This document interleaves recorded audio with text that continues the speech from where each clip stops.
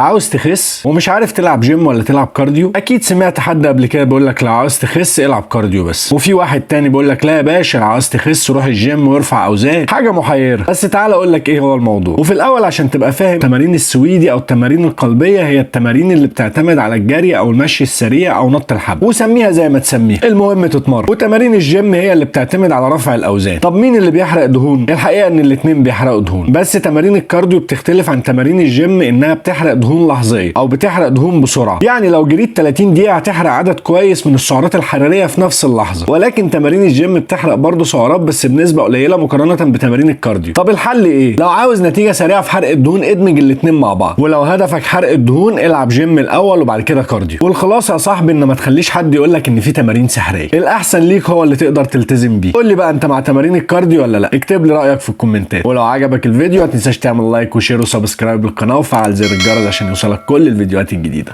يلا سلام.